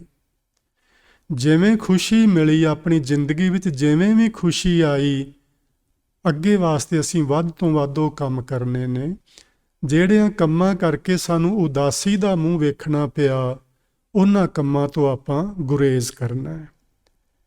ਫਿਰ ਅਸੀਂ ਇਹ ਜਿਹੜੀਆਂ ਉੱਤੇ 3 ਚੀਜ਼ਾਂ ਆਪਾਂ ਵੇਖੀਆਂ ਨੇ, ਸਫਲਤਾ ਅਸਫਲਤਾ, ਠੀਕ ਤੇ ਗਲਤ, ਪ੍ਰਸੰਨਤਾ ਤੇ ਉਦਾਸੀ, ਤੇ ਹੁਣ ਅਸੀਂ ਅਖੀਰ ਵਿੱਚ ਇਹ ਸੋਚਣਾ ਹੈ ਕਿ ਅਸੀਂ ਦੁਬਾਰਾ ਕੀ ਕੁਝ ਕਰਨਾ ਹੈ ਤੇ ਕੀ ਕੁਝ ਨਹੀਂ ਕਰਨਾ। ਜਿਹੜੇ ਕੰਮ ਕਰਨ ਕਰਕੇ ਮੇਰੀ ਜ਼ਿੰਦਗੀ ਵਿੱਚ ਸਫਲਤਾ ਠੀਕਪਣਾ ਤੇ ਪ੍ਰਸੰਨਤਾ ਮੈਨੂੰ ਮਿਲੀ ਸੀ, ਉਹ ਕੰਮ ਮੈਂ ਬਾਰ-ਬਾਰ ਕਰਨੇ ਨੇ। ਜਿਹੜੇ ਕੰਮ ਕਰਨ ਕਰਕੇ ਮੈਂ ਅਸਫਲ ਹੋਇਆ, ਮੇਰੀ ਜ਼ਿੰਦਗੀ 'ਚ ਕੁਛ ਗਲਤ ਵਾਪਰਿਆ ਤੇ ਮੈਨੂੰ ਉਦਾਸੀ ਦਾ ਮੂੰਹ ਵੇਖਣਾ ਪਿਆ, ਉਹ ਕੰਮ ਮੈਂ ਦੁਬਾਰਾ ਕਦੇ ਨਹੀਂ ਕਰਨੇ। ਇਹ ਜੀ ਆਪਾਂ ਨੂੰ ਆਪ ਸੋਚਣਾ ਪੈਣਾ, ਕਿਸੇ ਨੇ ਸੋਚ ਕੇ ਨਹੀਂ ਦੇਣਾ। ਆਪਾਂ ਆਪ ਜਦੋਂ ਆਪਨੜੇ ਗਿਰੀਵਾਨ ਮੈਂ ਸਿਰ ਨੀਵਾਂ ਕਰ ਵੇਖ, ਇਹ ਗੱਲ ਫਰੀਦ ਜੀ ਨੇ ਆਖੀ ਏ ਤੇ ਉਹਨਾਂ ਦਾ ਮਤਲਬ ਇੰਨਾ ਹੀ ਹੈ ਸਿਰਫ ਕਿ ਜਰਾ ਆਪਣੇ ਅੰਦਰ ਝਾਤੀ ਮਾਰ ਕੇ ਵੇਖਿਆ ਕਰ ਕਿ ਤੂੰ ਕੀ ਕਰਦਾ, ਜਿਹਦੇ ਕਰਨ ਨਾਲ ਤੇਰਾ ਕੁਝ ਚੰਗਾ ਹੁੰਦਾ ਹੈ, ਤੇ ਤੂੰ ਕੀ ਇਹੋ ਜਿਹਾ ਕੁਝ ਕਰ ਲਿਆ ਜਿਹਦੇ ਕਰਕੇ ਤੇਰਾ ਕੁਝ ਮਾੜਾ ਹੋਇਆ। ਸੋ ਉਹ ਚੀਜ਼ਾਂ ਤੂੰ ਅੱਗੇ ਵਾਸਤੇ ਨਹੀਂ ਕਰਨੀਆਂ। ਕਰਨਾ ਕੀ ਇਹ ਗੁਰੂ ਸਾਹਿਬ ਨੇ ਸਾਨੂੰ ਬਾਣੀ ਵਿੱਚ ਇਹ ਗੱਲ ਸਮਝਾਈ ਏ। ਉਹਨਾਂ ਨੇ ਆਖਿਆ, ਸੋ ਕਿਛ ਕਰ ਜਿਤ ਮੈਲ ਨਾ ਲਾਗੈ। ਉਹ ਕਰਮ ਕਮਾ ਜਿਹੜੇ ਕਰਮ ਕਰਨ ਦੇ ਕਰਕੇ ਤੇਰੇ ਅੰਦਰ ਅੰਤਸ਼ਕਰਨ ਵਿੱਚ ਵਿਕਾਰਾਂ ਦੀ ਮੈਲ ਨਾ ਤੈਨੂੰ ਲੱਗੇ। ਕਿਵੇਂ ਮੈਲ ਨਹੀਂ ਲੱਗੇਗੀ? ਹਰ ਕੀਰਤਨ ਮੈਂ ਇਹ ਮਨ ਜਾਗੈ। ਹਰੀ ਦੀ ਸਿਫਤ ਵਿੱਚ, ਵਾਹਿਗੁਰੂ ਜੀ ਦੀਆਂ ਵਡਿਆਈਆਂ ਵਿੱਚ, ਅੰਮ੍ਰਿਤ ਵੇਲਾ, ਸੱਚ ਨਾਉ, ਵਡਿਆਈ ਵਿਚਾਰ, ਉਸ ਮਾਲਕ ਦੀਆਂ ਸਿਫਤਾਂ ਵਿੱਚ ਜੁੜੋ। ਉਹਦੇ ਨਾਲ ਜੁੜਨ ਕਰਕੇ ਤੁਹਾਡਾ ਇਹ ਮਨ ਜਾਗ ਪਏਗਾ, ਇਹ ਗਫਲਤ ਦੀ ਨੀਂਦ ਤੋਂ ਉੱਠ ਪਏਗਾ। ਕਿਵੇਂ ਉੱਠੇਗਾ? ਏਕੋ ਸਿਮਰਨ ਦੂਜਾ ਭਾਓ, ਸੰਤ ਸੰਗ ਜਪ ਕੇਵਲ ਨਾਮ। ਸਤ ਸੰਗਤ ਵਿੱਚ ਵੱਧ ਤੋਂ ਵੱਧ ਆਇਆ ਕਰੋ। ਵੱਧ ਤੋਂ ਵੱਧ ਸਮਾਂ ਧਾਰਮਿਕ ਲੋਕਾਂ ਨਾਲ ਬੈਠ ਕੇ ਬਿਤਾਓ, ਧਾਰਮਿਕ ਕਿਤਾਬਾਂ ਪੜ੍ਹੋ, ਧਾਰਮਿਕ ਆਗੂਆਂ ਦੇ ਕੋਲ ਬੈਠੋ ਜਾਂ ਉਹਨਾਂ ਦੇ ਨਾਲ ਫੋਨ ਤੇ ਗੱਲਬਾਤ ਕਰੋ। ਅੱਜ ਕੱਲ੍ਹ ਤੇ ਬੜਾ ਜੀ ਸਾਡੇ ਕੋਲ ਸਾਧਨ ਨੇ। ਕਿੰਨੇ ਲੋਕ ਨੇ, ਮੈਂ 2 ਸਾਲਾਂ ਤੋਂ ਆਨਲਾਈਨ ਗੱਲਬਾਤ ਕਰਦਾ ਆ ਰਿਹਾ ਕਈ ਜਣਿਆਂ ਦੇ ਨਾਲ, ਜਦੋਂ ਤੋਂ ਕੋਵਿਡ ਦਾ ਪ੍ਰਕੋਪ ਚੱਲਿਆ ਸੀ ਉਦੋਂ ਤੋਂ ਲੈ ਕੇ। ਔਰ ਬਹੁਤ ਸਾਰੇ ਲੋਕ ਨੇ ਜਿਹੜੇ ਆਨਲਾਈਨ ਜ਼ੂਮ ਰਾਹੀਂ, ਫੇਸਬੁੱਕ ਰਾਹੀਂ, ਇਸ ਤਰ੍ਹਾਂ ਫੇਸ ਟਾਈਮ ਰਾਹੀਂ ਗੱਲਬਾਤ ਆਪਸ ਵਿੱਚ ਕਰਦੇ ਨੇ, ਚੰਗੀਆਂ ਵਿਚਾਰਾਂ ਕਰਦੇ ਨੇ, ਨਾਮ ਜਪਦੇ ਨੇ। ਇਹ ਕੰਮ ਸਾਨੂੰ ਸਭਨਾਂ ਨੂੰ ਕਰਨਾ ਚਾਹੀਦਾ ਹੈ ਤੇ ਆਪਾਂ ਆਉਣ ਵਾਲੇ ਸਮੇਂ ਜੀ ਵੱਧ ਤੋਂ ਵੱਧ ਇਹ ਕਾਰਜ ਕਰੀਏ ਤਾਂ ਜੋ ਆਪਾਂ ਆਪਣੇ ਜੀਵਨ ਨੂੰ ਚੰਗੇ ਪਾਸੇ ਤੋਰ ਸਕੀਏ ਤੇ ਸਾਡੇ ਜੀਵਨ ਵਿੱਚੋਂ ਜਿਹੜੀਆਂ ਮਾੜੀਆਂ ਚੀਜ਼ਾਂ ਨੇ ਉਹ ਮੰਨਫੀ ਹੋ ਜਾਣ। ਤੇ ਮੈਂ ਅਖੀਰ ਵਿੱਚ ਜੀ ਆਪ ਸਾਰੀ ਸੰਗਤ ਨੂੰ ਇਹੋ ਹੀ ਬੇਨਤੀ ਕਰਨਾ ਚਾਹਾਂਗਾ। ਮੈਨੂੰ ਲੰਮਾ ਸਮਾਂ ਹੋ ਗਿਆ ਤੁਹਾਡੇ ਨਾਲ ਇੱਥੇ ਗੁਰਦੁਆਰੇ ਦੀ ਜੌਬ ਕਰਦਿਆਂ, ਤੁਹਾਡੇ ਨਾਲ ਕੰਮ ਕਰਦਿਆਂ, ਸੇਵਾ ਸਿਮਰਨ ਦੀ ਆਪਾਂ ਬਹੁਤ ਗੱਲ ਕਰਦੇ ਹਾਂ ਤੇ ਮੈਂ ਤੁਹਾਡੇ ਨਾਲ ਇੱਥੇ ਬਹਿ ਕੇ ਸਟੇਜ ਤੋਂ, ਭਾਵੇਂ ਸਟੇਜ ਗੁਰੂ ਦੀ ਏ ਤੇ ਤੁਸੀਂ ਮੈਨੂੰ ਆਖਿਆ ਤੇ ਮੈਂ ਇੱਥੇ ਬਹਿ ਕੇ ਗੱਲਬਾਤ ਤੁਹਾਡੇ ਨਾਲ ਕਰਦਾ।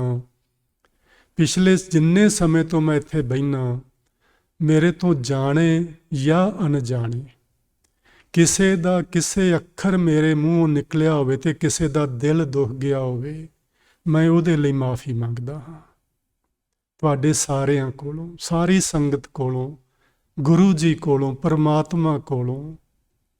ਔਰ ਮੈਂ ਆਸ ਰੱਖਦਾ ਗੁਰੂ ਜੀ ਤਾਂ ਹਮੇਸ਼ਾ ਮਾਫ ਕਰਦੇ ਹੀ ਨੇ ਤੇ ਤੁਸੀਂ ਵੀ ਜ਼ਰੂਰ ਮਾਫ ਕਰੋਗੇ। ਮੈਂ ਕਿਸੇ ਦਾ ਦਿਲ ਜੀ ਜਾਣ ਕੇ ਨਹੀਂ ਦੁਖਾਇਆ। ਹੋ ਸਕਦਾ ਮੇਰੇ ਕੋਲੋਂ ਕੋਈ ਸ਼ਬਦ ਵੱਧ ਘੱਟ ਜ਼ਰੂਰ ਬੋਲਿਆ ਗਿਆ ਹੋਵੇਗਾ, ਉਹਦੀ ਮੈਂ ਖਿਮਾ ਚਾਹੁੰਦਾ। ਮੈਂ ਇੱਕ ਛੋਟੀ ਜਿਹੀ ਵਿਚਾਰ ਕਰਕੇ ਹੁਣੇ ਸਮਾਪਤੀ ਕਰ ਦੇਣਾ ਜੀ। ਇੱਕ ਸਿਆਣੇ ਮਹਾਂਪੁਰਸ਼ ਨੇ ਇਹ ਗੱਲ ਆਖੀ ਸੀ, ਰੁੱਖ ਹੁੰਦੇ ਨੇ ਰੁੱਖ, ਆਪਾਂ ਨੂੰ ਰੁੱਖ ਜਿਹੜੇ ਨੇ ਉਹ ਫੁੱਲ ਵੀ ਦਿੰਦੇ ਨੇ, ਆਪਾਂ ਨੂੰ ਫਲ ਵੀ ਦਿੰਦੇ ਨੇ, ਆਪਾਂ ਨੂੰ ਛਾਂ ਵੀ ਦਿੰਦੇ ਨੇ, ਆਪਾਂ ਨੂੰ ਉਹ ਲੱਕੜ ਬਾਲਣ ਵੀ ਦਿੰਦੇ ਨੇ। ਉਹਨਾਂ ਤੋਂ ਬਹੁਤ ਸਾਰੇ ਸਾਨੂੰ ਲਾਭ ਮਿਲਦੇ ਨੇ। ਜਿਹੜਿਆਂ ਰੁੱਖਾਂ ਤੋਂ ਅਸੀਂ ਫੁੱਲ ਤੇ ਫਲ ਲੈ ਕੇ ਉਹਨਾਂ ਦਾ ਆਨੰਦ ਮਾਣਦੇ ਰਹੇ ਤੇ ਹੋ ਸਕਦਾ ਕਦੀ ਉਸੇ ਰੁੱਖ ਨਾਲੋਂ ਕੋਈ ਕੰਡਾ ਟੁੱਟ ਕੇ ਵੀ ਸਾਨੂੰ ਚੁੱਭ ਗਿਆ ਹੋਵੇ। ਜੇ ਉਹ ਕੰਡਾ ਕਦੀ ਚੁੱਭ ਗਿਆ ਹੋਵੇ ਤੇ ਰੁੱਖ ਨੂੰ ਮਾਫ ਕਰ ਦੇਣਾ ਚਾਹੀਦਾ ਹੈ। ਉਹਨੇ ਜਾਣ ਕੇ ਨਹੀਂ ਚੁਭੋਇਆ ਹੁੰਦਾ, ਉਹ ਵੀ ਕੁਦਰਤੀ ਚੀਜ਼ਾਂ ਨੇ, ਉਹ ਕੁਦਰਤੀ ਹੋ ਜਾਂਦਾ ਹੈ। ਹੋ ਸਕਦਾ ਸਾਡੀ ਆਪਣੀ ਹੀ ਉਕਾਈ ਹੋਵੇ ਤੇ ਅਸੀਂ ਕੰਡਾ ਹੱਥ 'ਚ ਮਰਵਾ ਬੈਠੇ ਹੋਈਏ, ਲੇਕਿਨ ਅਸੀਂ ਰੁੱਖ ਦਾ ਕਸੂਰ ਕੱਢਣ ਲੱਗ ਪੈਂਦੇ ਹਾਂ। ਰੁੱਖ ਦਾ ਕਸੂਰ ਨਹੀਂ, ਉਹਨੇ ਬਹੁਤ ਕੁਝ ਸਾਨੂੰ ਦਿੱਤਾ, ਤੇ ਜੇ ਕਿਤੇ ਉਹਦੀ ਛਿਲਤਰ ਸਾਡੇ ਹੱਥ 'ਚ ਵੱਜ ਵੀ ਗਈ ਤੇ ਕੋਈ ਗੱਲ ਨਹੀਂ, ਅੱਗੇ ਲੰਘਣਾ ਚਾਹੀਦਾ ਹੈ। ਇਸੇ ਤਰ੍ਹਾਂ ਸਾਡੇ ਸਿਆਣੇ ਮਹਾਂਪੁਰਸ਼ ਜਿਹੜੇ ਸਾਨੂੰ ਸਿੱਖਿਆਵਾਂ ਦਿੰਦੇ ਨੇ, ਅਸੀਂ ਉਹਨਾਂ ਤੋਂ ਬਹੁਤ ਕੁਝ ਸਿੱਖਿਆ ਜੀ। ਮੈਂ ਤੁਹਾਡੇ ਕੋਲੋਂ ਹੀ ਸਭ ਕੁਝ ਸਿੱਖਿਆ ਤੇ ਤੁਹਾਡੇ ਕੋਲੋਂ ਸਿੱਖਦਿਆਂ ਮੇਰੇ ਤੋਂ ਵੀ ਕੋਈ ਗਲਤੀ ਹੋ ਗਈ ਹੋਵੇਗੀ, ਮੈਂ ਉਹਦੇ ਲਈ ਜੀ ਖਿਮਾ ਚਾਹਾਂਗਾ।